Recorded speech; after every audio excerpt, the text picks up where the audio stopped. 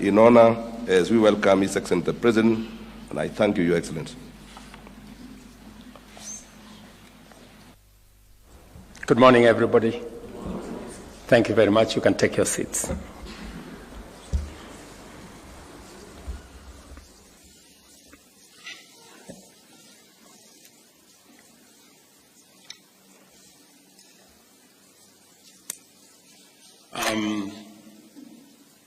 Friends, my colleagues, members of families,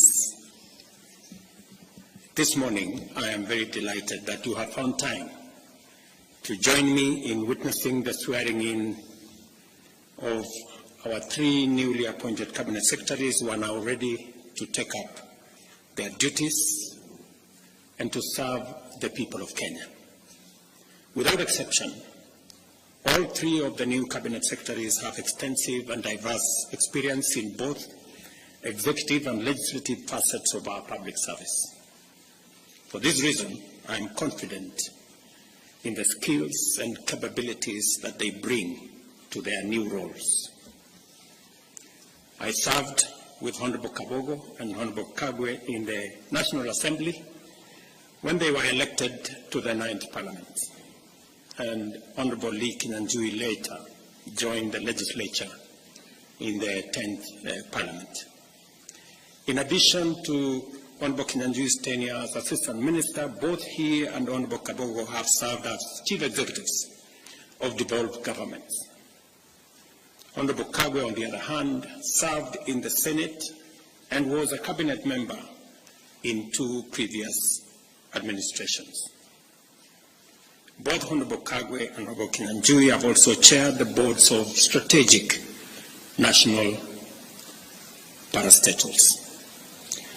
With their strong mix of leadership skills and extensive experience in political, legislative, and executive capabilities, these cabinet secretaries are very well equipped to mobilize the machinery of government, drive them to deliver services to the people of Kenya, while steering inclusive development and economic growth that leaves no one behind. I wish to remind all of us that 2 years and 4 months ago, we secured our governing mandate based on an ambitious plan to propel our nation towards a prosperous future.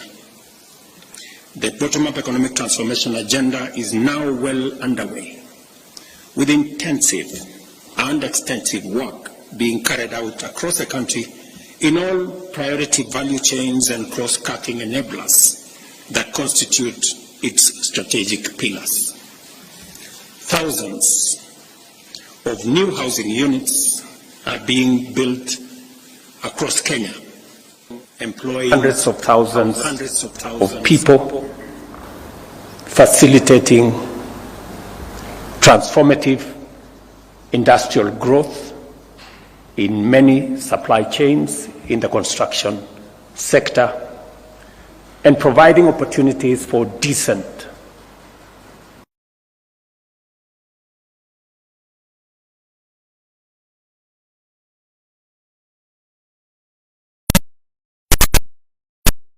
is also providing us with the opportunity to reduce on land fragmentation that is threatening our food security.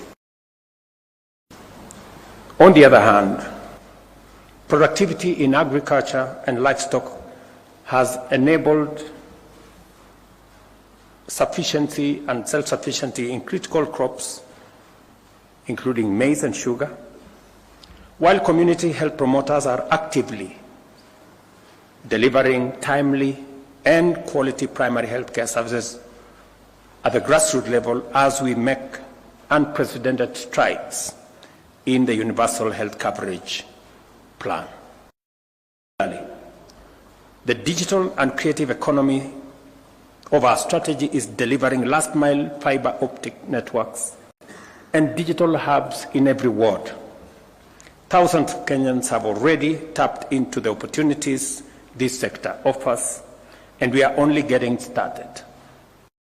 The hustler economy is also undergoing unprecedented transformation as we promote financial and regulatory inclusivity through our Hustler Fund and related regulatory frameworks. This ambitious transformation is unfolding in what we see as challenging economic times, marked by volatility in the prices of essential commodities, especially petroleum, while global conflicts, geopolitical disruptions in supply chains, and also in the context of an oppressive debt crisis fueled by an unfair global financial system and extreme weather patterns that is exacerbated by climate change. These factors have complicated our post-pandemic recovery, constrained fiscal space, and diverted resources from development to debt payment, disaster recovery, and climate action. As a result, our capacity to create opportunities at a pace that addresses unemployment for the growing youth population has been severely undermined. In this daunting context, the people of Kenya have tasked us with the responsibility of undertaking a historic transformation.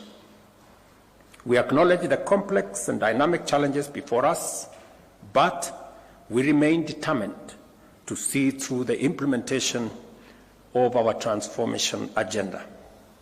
This moment calls for extraordinary ability, strength of character, steadiness of purpose, clarity of mind, and devotion to our national values and principles of governance. It also demands unity, teamwork, synergy, and goodwill within and among various teams and organizations that comprise government. The cabinet is at the heart of this ecosystem. I therefore expect you to serve the people of Kenya with dedication, professionalism, fairness, and understanding. Specifically, to my three friends. We know each other very well, and we've come a distance together. And I know for not this administration, but for the people of Kenya. At the Ministry of Agriculture, which I have some experience, there is underway a major transformation, a shift from consumption subsidies to production support. I was very impressed to see the Honorable Kagwe take on the questions from members of Parliament with great understanding of where we want to go from here. And I am sure and confident that the transformation in the agricultural sector that is necessary from enhancing productivity, adding value to what we produce, and finding the routes to market for what we have produced is going to be front and center of your leadership of the team at the Ministry of Agriculture. Just to confirm to you that the procurement of fertilizer has already been undertaken. I will look up to you for leadership on how this fertilizer is going to get to every farmer to make sure that we eliminate any impediments, any shortcomings, the correct fertilizer to the correct farmers. And we have already seen evidence of what making sure that fertilizer is available and affordable, the kind of difference it has made in the productivity of our farmers. I am also clearly aware that you will pick up on matters to do with livestock. We did commit to the dairy farmers, for example, that we will be paying a minimum of 50 shillings. That has been done over the last 6 months. I will look forward to your leadership in making sure that that moves forward. In tea, just to inform you that maybe your first call this afternoon, we have tea that is stuck at the port of Mombasa. And yesterday I was talking to your team at the Ministry of Agriculture. We need to find out what are the issues that is causing the clog-up of tea at the port of Mombasa. And the good news around that space is that we enhanced our earnings from tea this last year from 180 billion to 210 billion.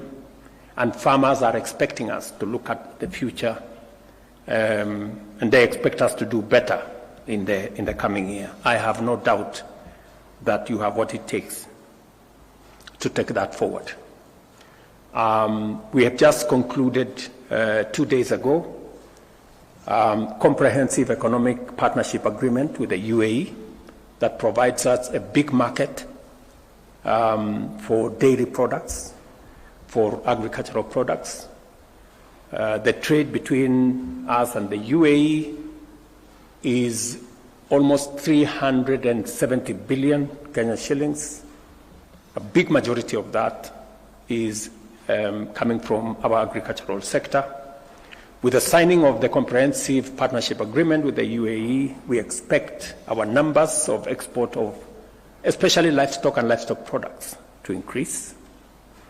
And I'm very happy that you are seized with the matters that will assist us access those markets, making sure that our products meet the sanitary and phytosanitary requirements for the markets that we are focused on, making sure that our meat, dairy, and other products also meet the standards that are required. I am very confident that the challenge we've had persuading farmers to vaccination, you have what it takes. You've done it before with the vaccinations that were there. And I was very happy that you made the position, you took the position which I share, that it's a voluntary exercise and nobody will be forced to do anything. All we want is to make sure that our products meet the very high standards set by our markets. The same thing in the rest of the value chains in coffee. Me and you have already discussed the future of what we need to do in coffee, what we need to do with the avocados, what we need to do in the many other aspects. And of course, the partnership that is going to be there between the Ministry of Agriculture and the Ministry of Industry, providing the ecosystem for market access for the produce from our farmers. And that takes me to my younger brother, Lee. As you may be aware, your ministry will be handling the opening of more markets. Apart from the market we just concluded in the UAE, we're now having a robust conversation with the United States.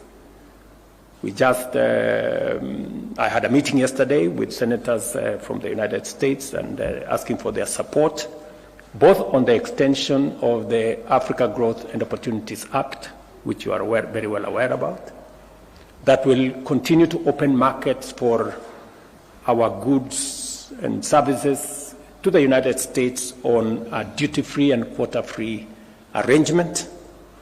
I will be looking to your leadership for our team at the Ministry of Trade, Investment and Industry on concluding those negotiations and making sure that the AGOA market continues to be open, and also on concluding the discussions on the STEEP negotiations, the bilateral arrangement between Kenya and the United States. I will also be looking for your leadership in making sure that we take full advantage of the coming into force of the tripartite agreement between COMESA and EAC and SADC, which came into force 6 months ago, I think in June last year, and how Kenyan products can access the huge 1.4 billion African market. I will also be looking for your leadership in making sure that we conclude the 200 plus markets that we are building around the country, and working with devolved units, which fortunately you have been an executive in one of them, to make sure that our farmers have access to decent spaces for them to carry out their business. We did promise Mama Mboga that they are going to work from a space that has hygiene, that is decent, that has water, that has electricity, that has lighting. And already 200 of those markets are underway. We will be working with your ministry to make sure that we look at making sure that that market ecosystem reaches as many of our producers as possible. I will also be looking for your leadership in matters to do with processing of what the Ministry of Agriculture and Livestock will be producing. You are aware, working with counties, we have 47 county aggregation and industrial parks. There is already a conversation between Government of Kenya and Government of India on how to equip those county aggregation and industrial parks and to establish common user facilities that will enable farmers and producers access to processing capabilities, value addition capabilities in that ecosystem. So there will be a full entry for you on how those will come into force. I will also be looking forward to you providing leadership on our special economic zones. As you're aware, we are establishing 6 new special economic zones in Dongo Kundu, in Sagana, in Thika, in Nakuru, both in Njoro and in Naivasha, in Eldoret, and in Busia. And just to give you a heads up, we will be in Busia on Wednesday, and probably you may want to find details of how that is going. I'm told it's going very well. But you will need to provide leadership in making sure that we conclude the first phase of all the special economic zones that we set out, because these are important for processing, value addition, agro business, and also providing opportunities for our young people to work. There is much more than I've just told you. I've just given you a heads up on some of the headline issues that we will be focusing on. And as part of building the ecosystem that will support the transformation of Kenya, which I am determined to oversee, and to make sure that we create as many opportunities for business people, for people who want to work. And that takes me to my brother William, namesake. In that space, your hands are full, William. Your hands are full. Because on your table you will find our connectivity plan. We made a commitment to roll out 100,000 kilometers of fiber optic across Kenya. We already have funding amounting to 48 billion to roll out the first 53,000 kilometers, and we intend to conclude that process of rollout before the end of next year. Working with KPLC, ICTA, and your ministry, you will find that there are already contracts that have been signed. You must walk the 53,000 kilometers and make sure that it's delivered. There's already funding for another 100 centers of excellence of our ICT hubs, 1 per county, and in other counties 2. This again, our plan is to make sure that it is concluded. These 100 centers of excellence, it's concluded in the next 6 months. You will find that the contracts have already been signed, and your leadership is required so that we can conclude this exercise. And again, you will find in your table another 1,450 ICT hubs, 1 in every ward in the Republic of Kenya. The members of parliament, the leader of majority is here, have already been primed. We have made resources available to them, but you will be required to provide the infrastructure, internet, make sure they are connected, you will provide the computers, and you provide the people to train our young people in those ICT hubs. Good news also is that you will find on your desk that already the World Bank and the government of Kenya have provided resources for 145,000 computers for these ICT hubs. Communication Authority is providing the first 10,000 resources for the first 10,000. The World Bank is going to provide resources for 50,000 computers. And of course, the government of Kenya is going to provide resources for the balance. I will be looking to working with you to make sure that we conclude all these arrangements. If there are any loose ends, to be tied. And the good news also is that because we are building an ecosystem to make sure that the ICT space, the technology space, the space, the digital space becomes a space for work and for commerce. And just to make sure that that proceeds in the manner in which we have envisioned, Teleperformance, the largest business processing outsourcing company in the world, is now setting up shop in Kenya. And it will be a good place for you to work with them, work with the others, CCI, Summersource, and all the other BPOs in Kenya. They have given us an undertaking that over the next 5 years, we should be able to have between 300,000 and 500,000 jobs created under the BPO ecosystem. We just need to tie up some loose ends. One of them is to make sure that the legislative framework that did not recognize BPO as a sector, especially on matters to do with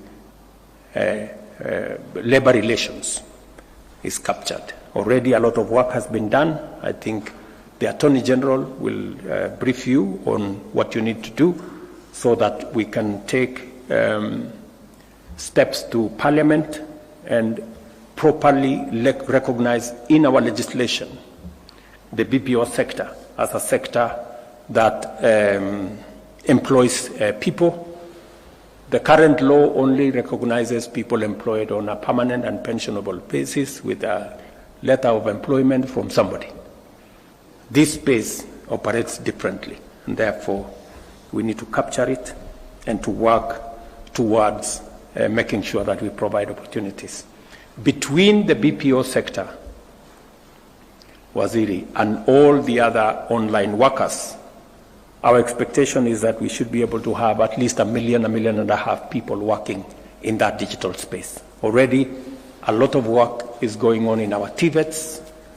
There are some already set up ICT hubs, and I'm very confident that under your leadership, we will be able to create the necessary environment for the young people of Kenya to take up their talents, their energy, and their expertise in the digital space to work, to create commerce, to do business, and to move forward.